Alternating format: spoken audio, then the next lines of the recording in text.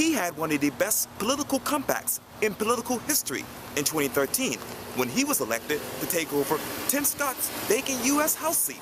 And now, Congressman Mark Sanford is tackling a lot of issues, from the Farm Bill to flood insurance. I had a chance to sit down with him for a special edition of Quintin's Close-Ups. I'm going to recreate the same for you. I don't know if you remember this, but it was around this time last year. I was actually working at Tim Minsky's on North Market Street, and here come you, Mark Sanford, and I was a little nervous because I have never met you before, but I've always known of you. And I know that you've been busy. Yeah. But tell me, how are you? I'm good. Been busy. It's been a awfully busy year since our paths crossed there on Market Street. That's right. Been nonstop. But so other than being a little bit tired, I'm doing all right. I see that. Yeah. Speaking of busy, a lot of business happening recently. So I want to start this interview with something that I call "Describe to me the following one word." Describe to me the following one word. Putin. I don't think it could be defined in one word. What I would say is authoritative, authoritarian, ruthless, dangerous. Ukraine. Hot spot, place of suffering, volatile, a big question mark on what comes next. Flood insurance. Something that was just voted on this week in Washington. Something important to a lot of people here at home. Yes. Something that is going to see further changes. The NC. Worrisome. Yes. A threat to some of the civil liberties that we've enjoyed as Americans. In need of containment. President Obama's State of the Union address. Long, to a degree repetitive of some of the same old themes, lacking energy of some of the past talks. And as we talk about President Obama, let's talk about something that's still ongoing, Obamacare. You said this on Twitter on February 4th, quote, "The ACA is going to cost 2 million Americans their full-time jobs. The evidence against this bill just keeps stacking up." 2 million Americans affected by this. When you think of it, what comes to mind?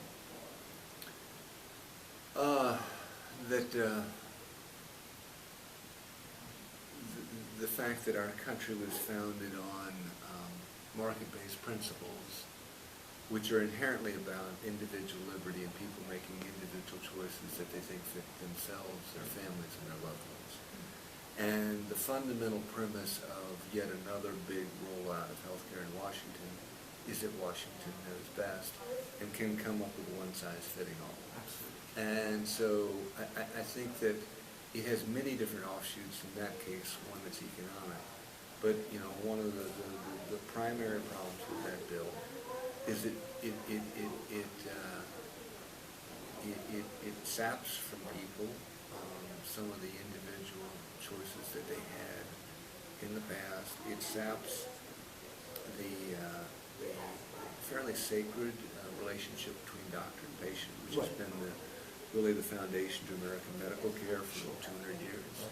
And it's going to sap the taxpayer, given the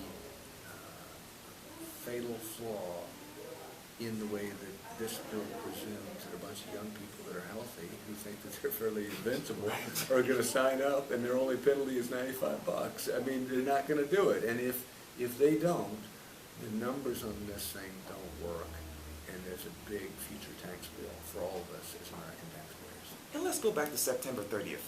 The government shut down at midnight, and a lot of chaos happened really in Washington and all over the country. Let me ask you this. What did you tell yourself when the government did shut down? Well, I think it was more nuanced than that. The government didn't shut down. I mean, everybody loves to describe it as such. The president, in some cases, shut down parts of government that are most visible to people. In other words, people were still getting their Social Security checks. They're still, enacting, enrolled in Medicare. I mean, I could go through a lot of different functions of government. We had planes that were flying on a nightly basis. using pieces of sort of our national infrastructure grid. So a lot of things were happening.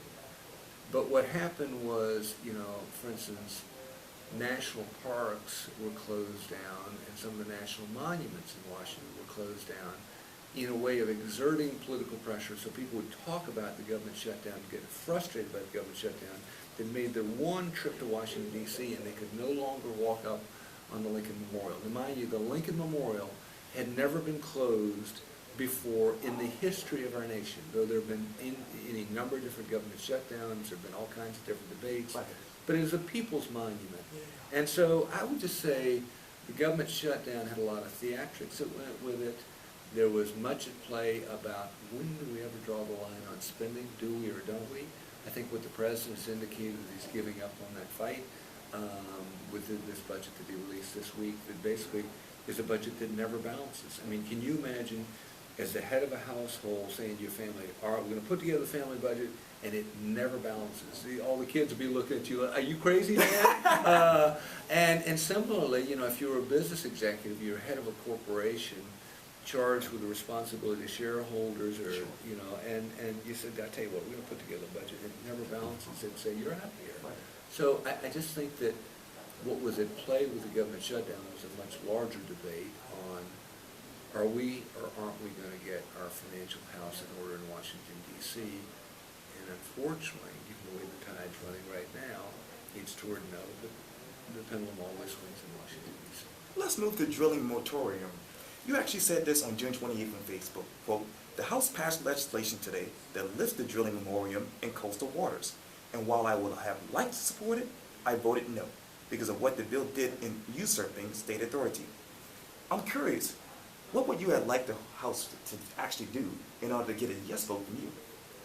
Well, we actually have an amendment that we're putting together, so this debate will come back up. Yeah. Because it didn't go anywhere in the Senate. The bill passed only in the House. Right.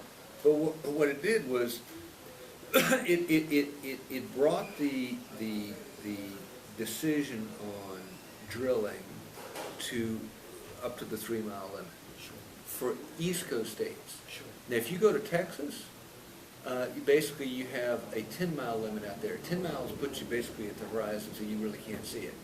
But tourism is a major driver of our economy in the state of South Carolina. Condé Nast is rated Charleston #1 city in the world. I mean, you've got a lot of different credentials, and you're telling me 3 miles off Sullivan's Island, somebody could put a big offshore drilling rig, and nobody in the state could have any voice on whether or not they think that's a good idea or a bad idea? I mean, I was a governor of a state, and what you see there is the importance of federalism, that there's a federal government, but there's not just a federal government. There's also a state government and a local government. Sure. And the Founding Fathers' intent was to split up power not only laterally, but also vertically. Sure. So laterally across the legislative, executive, and judicial branches, but also vertically across federal, state, and local, each checks upon the other. And the idea of creating an offshore bill that said, you know what, we're going to have no vertical integration whatsoever in this bill. Federal government is preeminent, and state, you can have an opinion, but you have no voice, to me was not consistent with where people would want me to be voting and representing this district. And let's talk about now. You're here in town. Talk about the featured Bass Pro Shops. I know you had a highly spirited debate with some folks here. Tell me now that you have had that debate with them, have you changed your mind on Bass Pro Shops? No, I mean, what I heard was a lot of people agreeing. Yeah. So I was invited by folks who thought this is a bad idea in terms of folks at the local level having to pay about $20 million in incentives to bring in competition. They say, well, I don't mind competition, but I want to pay $20 million to pay for that competition. That's right. And so I would say I was invited by a group that held that viewpoint. Most of their membership and the different people around the desk seem to share that viewpoint. And so I just think it's, I mean, good ideas oftentimes aren't the winning ideas in politics, but I think that what they're talking about is eminently sensible. And it's something that I've talked about for about 6 years at the time that I was governor, because we fought a very similar provision, a very similar bill back when I was governor, defeated it. And unfortunately, this bill was not vetoed, it was not pushed back on, and so it's going to go through. And I think the danger of this bill is that you'll see a lot of proliferation And instead of it being 4 retail outlets, before long it'll be 400 retail outlets, and we'll be losers in that equation as taxpayers. Well, finish these sentences for me. The passing of Lee Bandy was. The passing of an era. I went to his funeral up in Columbia. He was a neat guy. I've known him a long time, and we're all going to die. That's the reality of part of the sanctity of life. That it's short, and it's brief, it's a fleeting moment. But I think he lived a good life and was a neat guy, and he's missed. John Graham Altman was.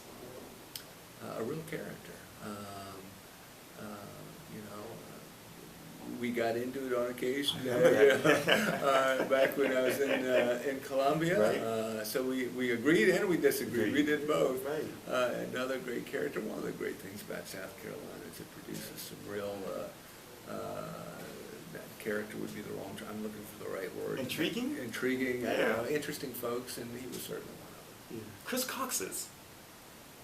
Chris Cox is, speaking of intriguing figures, Right. you know, I was up in Washington, I was going for a run, which I try and do a couple days a week, Yeah. when my legs will put up with it, down the mall, and I round the corner, and I'm there at the Lincoln Memorial, Right. and I see up on the grass, I see some guy cutting grass with like a South Carolina flag. Like, and who's I'm this like, guy? what? Yeah. And so I gravitate, I go over, and he had sort of taken it upon himself during the shutdown to actually drive to Washington, and sort of enlist himself as a maintenance man and taking care of some of these national monuments, given the fact that there weren't maintenance crews there.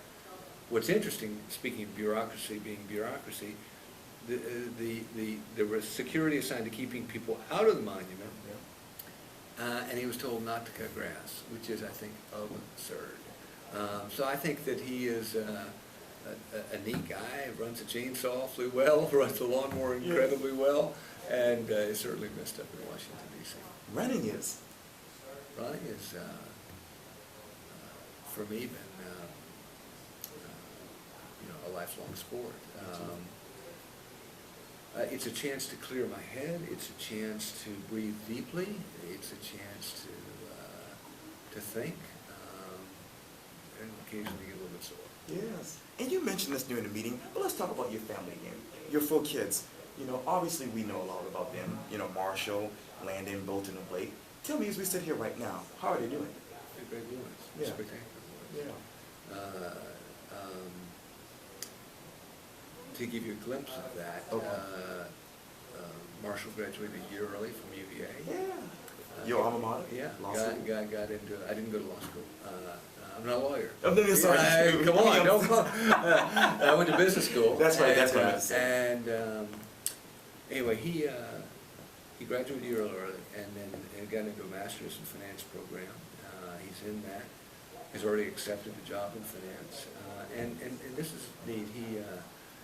He is just doing incredibly well on all planes of life. But he called me and says, you know, Dad, I think I want to go to Israel during my spring break. I said, oh, really? That's sort of an unconventional. I've heard people going to Panama City or to Fort Lauderdale. So, yeah. But Israel, yeah. He goes, I think it'd be neat to, just in terms of my own faith, and walking where Christ walked and seeing some of that firsthand. And so he went with 2 buddies. He literally called me last night from the airport. He was leaving Dulles, and he flew there today. So he's arriving. He's arrived by now, and he's going to spend his brief, I guess 4 or 5 days spring break there, and come right back. That's going to be exciting. Yeah. And let's get back to politics one more time before I let you go. Yeah. You have tackled Obamacare. You've tackled Bass Pro Shops. You've tackled the farm bill and flood insurance. As we sit here right now, what letter grade would you give yourself as far as job performance? I don't think one gives a grade to oneself. I think that last time I checked, when you were in school, you probably didn't say you were going to give a grade, but the teacher gives you a grade. In this case, the voters are the ones that give you a grade, and so I leave it up to them. All I know is it's the lessons I've been trying to teach my boys, which is you work hard, you do as best you can, and then the chips fall where they may. And so we've been just awfully busy since I got up there, building the team, which is sort of the foundation of the house, getting to know other members, because it's an intensely human environment wherein, if you're gonna go ask for help on the bill, you better know that person's name and their, do your research. Yeah, and so, going through that, and there have been a number of very, very important debates, or at least a precursor to some very important debates, because, there was a debate at the time of the government shutdown, but a debate that was less followed that came after was the debate on the debt ceiling. Yeah. And, this debt ceiling thing is really getting out of control, because the last two debt ceiling increases have not been raised to a certain number, which has really been the tradition for a long, long time in Washington. It's been basically, let's open up the credit card with no spending limit to a new date. What? It's not saying we're going to raise the debt ceiling from 10 to 12. It's saying, we'll just give you a new date, so in a year from now, you got an open credit card till then. That we've never done before as a country. And so I think it's, again, a reminder of how real this debate is on spending in terms of what comes next. So the president said, I'm not going to address the debt and the deficit.